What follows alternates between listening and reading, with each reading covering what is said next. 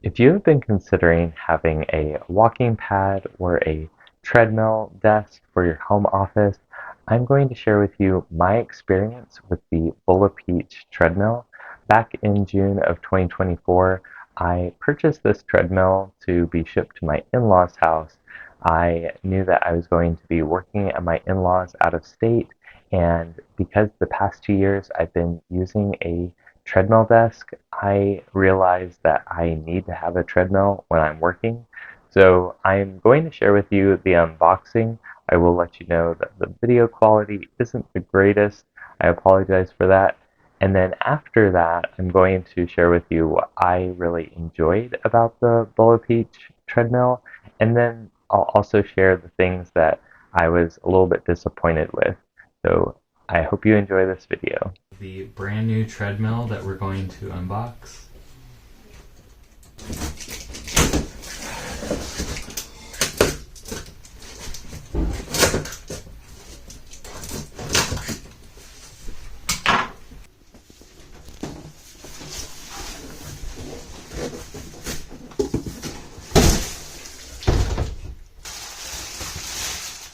Here's the desktop.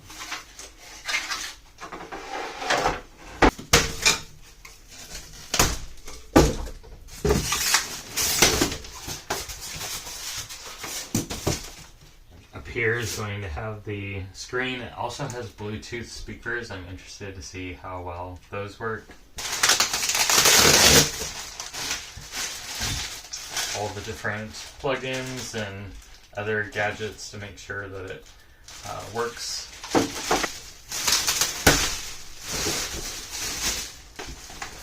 It weighs about, it says it's about 60 pounds.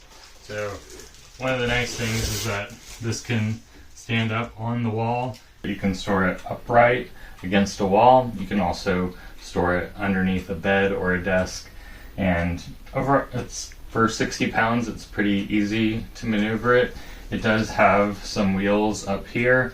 And one of the features that I like about this that made me interested in this one in particular is it does have this pin that I can take out and I can adjust the incline. It can incline up to 6%.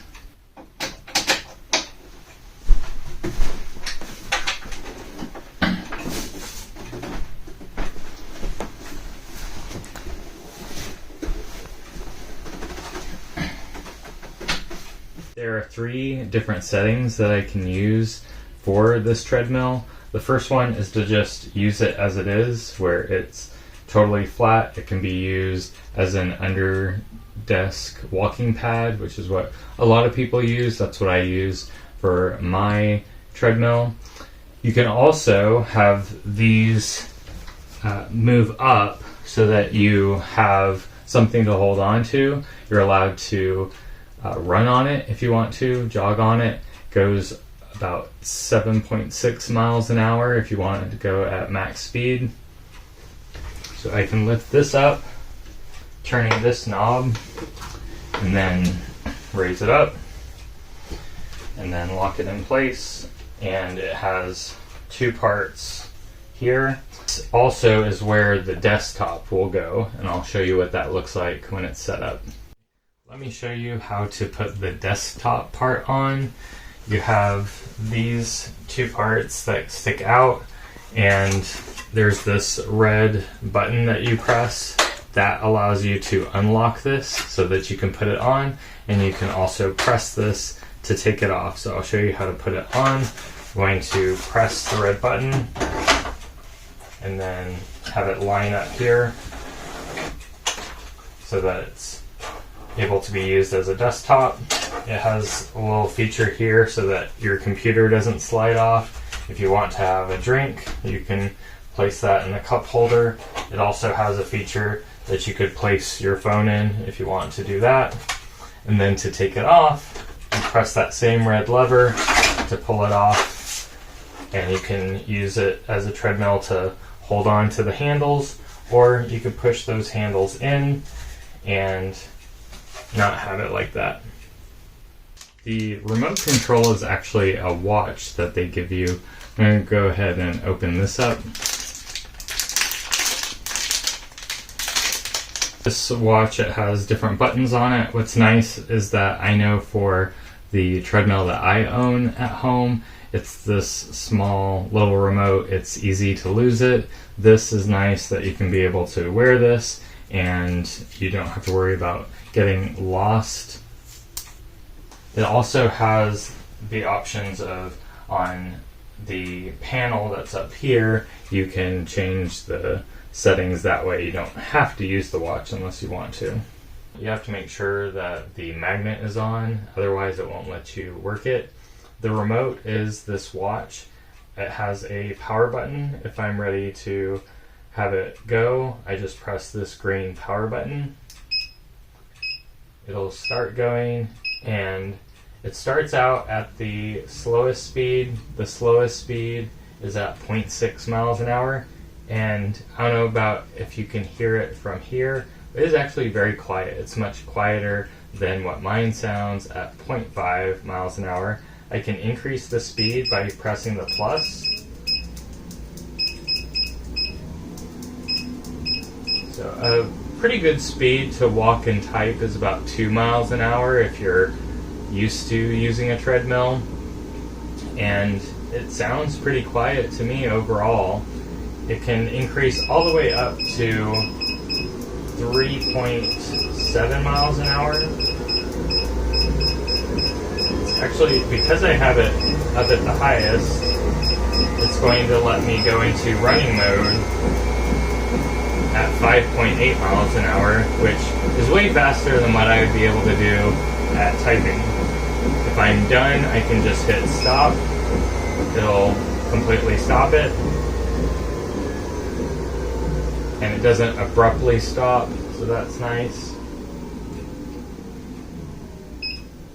And now it's complete. It also has options for programming. There's a P for programming. There's also a P for programming on here, as well as M for mode. There are different modes that you can set it at. You can adjust the height of the desk if you want. So this is right now at the highest setting. If you want to lower it, there's little clamps on the outside here, and they do have some measurements so that you know whether you have it level. If you want to bring it down, you can bring it down a little bit more and clamp it so that it's not all the way down. If you want it to be all the way down, you can unclamp it again and then set it down to the very bottom and clamp it. Let me share with you the things that I liked most about the Bulapeach treadmill. I think overall for the price, it is a very good treadmill. I spent a little bit over $300 before tax, and for treadmills in June of 2024, that is a pretty good price for the amount of features that you get. You can get treadmills that are less. They don't have as many features, or you could spend more and have more features, but the amount of features that it had, I was very pleased with. What I enjoyed most about this treadmill was having the 3 different setup options. I showed in the unboxing those 3 different options. I used all 3 of them during the month that I was staying at my in-laws.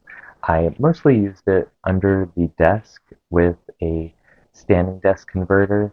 I did use it a little bit as a traditional treadmill, as well as using the desktop that it has. I will share a little bit more about my thoughts on that setup in the areas that I was a little bit disappointed with.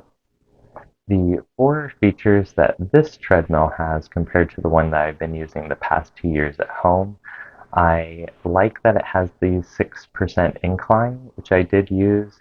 It is also faster. You could jog or run on this up to 8 miles an hour. I didn't go up that high, but my treadmill that I have at home only goes up to 3.7 miles an hour. It also has a wider belt, which is nice, and it has the ability to store upright if you want to store it upright against a wall, while the one that I have is just on a flat surface. The feature I was most disappointed with was the desktop option, and for myself, I figured it wasn't going to work out, but I wanted to give it a try. I'm someone who has to be on camera a lot, and I also use dual monitors, and I wanted to see how it would work. For me, being on camera a lot, the highest setting that you could put the desktop at was still pretty low, so it looked like I was looking down at the camera, so it didn't work out for me there.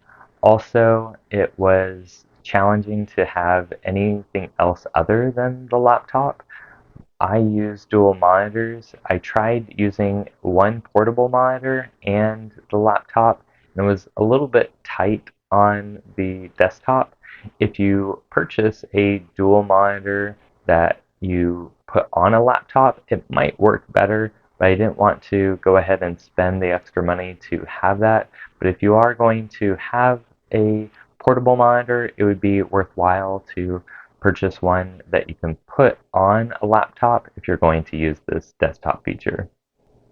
Some of the other drawbacks that weren't deal breakers for me, but may be a deal breaker for you, is that you can't set it on its side because of the bar that you have to lift up.